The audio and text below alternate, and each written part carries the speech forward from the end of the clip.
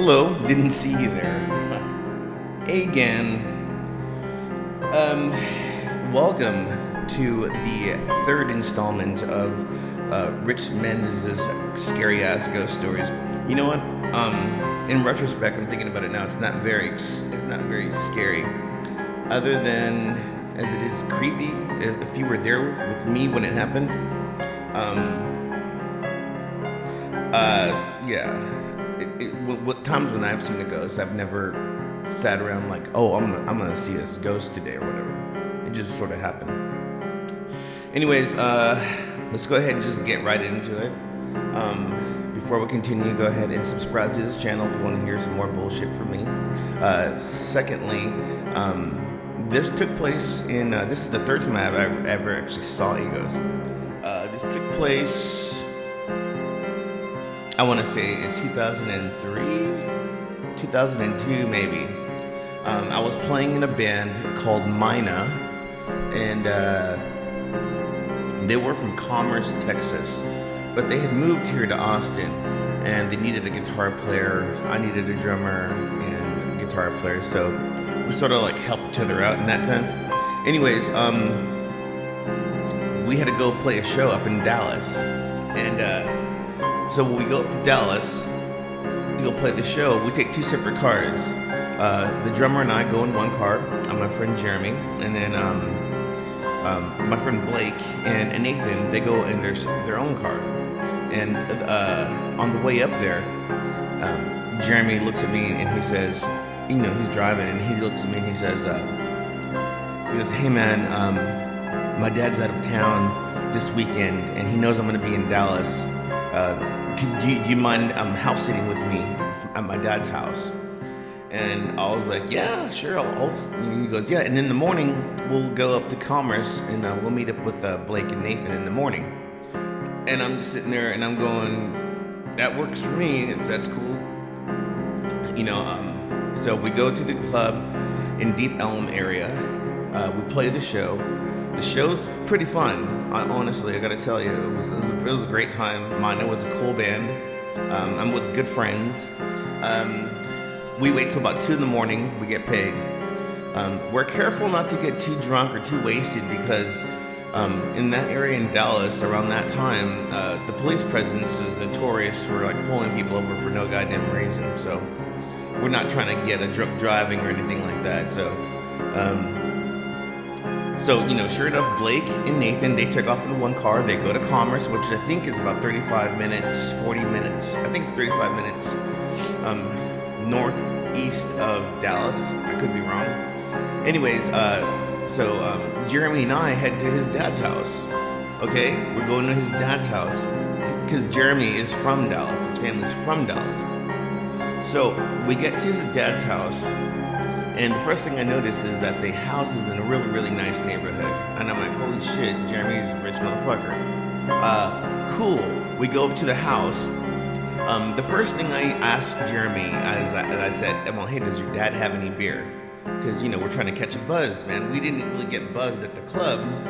So I'm thinking, let's get a buzz on us now here, you know. So by this time, it's about 2:30, 3 o'clock in the morning.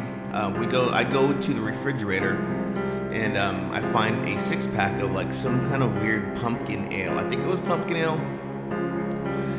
At that time, I quit smoking, so I was not smoking. Jeremy was still smoking. He goes outside in the backyard. I join him, and that's why we're in the backyard.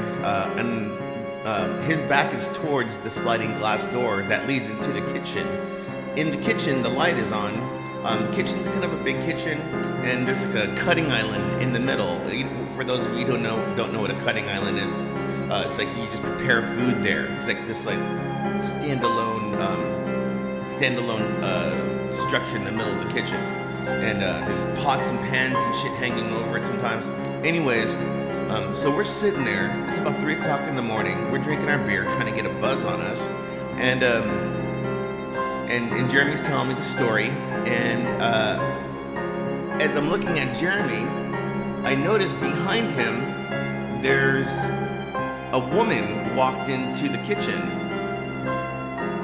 And it's 3 a.m, right? So the first thing I'm thinking is, we fucking woke somebody up. We're being too loud right now.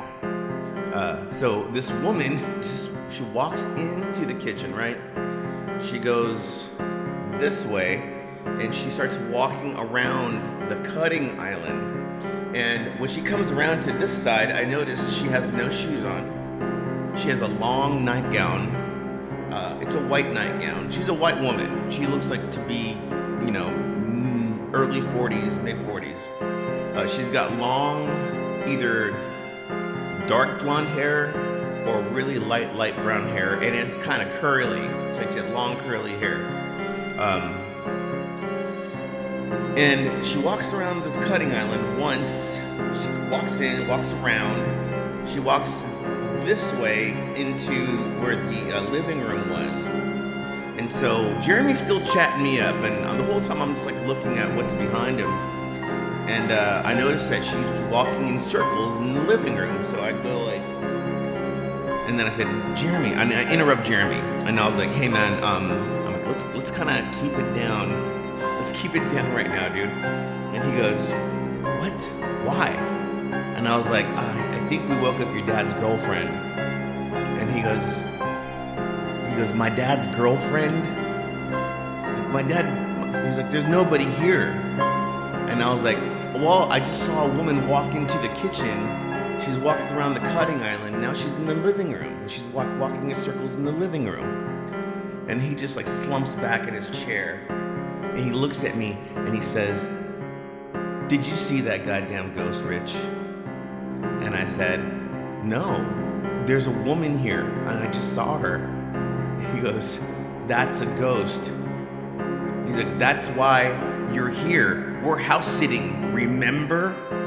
Like I'm an idiot. And then I was like, oh my God, we are house sitting. And he goes, that's why you're here with me, dude.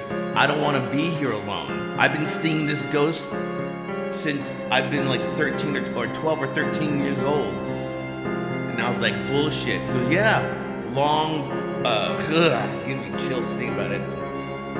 He goes, yeah, middle-aged woman, white, long, curly, kind of blondish hair, long nightgown, no shoes, kind of pretty in the face. And I was like, bullshit. So I get up and I walk through the sliding glass door. I walk into the kitchen, I walk into the living room. Nobody in the living room. There's not one person in the living room. There's nobody in the house. And it wasn't even like I was able to see through this person. She wasn't like some kind of translucent woman. She wasn't floating or nothing like that, man. She was just straight up like walking, arms swinging, body language and shit. Like you could have just walked up to her and just poked her in the shoulder. Excuse me, what are you doing here? I had a hard time going to sleep that night. The next day we woke up, we went to Commerce, met up with the guys in the morning. And the first thing that Blake and Nathan told me were like, dude, we've been hearing about this ghost the whole time we've known Jeremy. He's like, you're the only person who've ever seen it. We spent the night there, nothing's ever happened. We've never heard anything. Jeremy's dad's never heard or seen anything. Yeah, and that was the third time I ever saw a ghost. And it was so real, and it was so,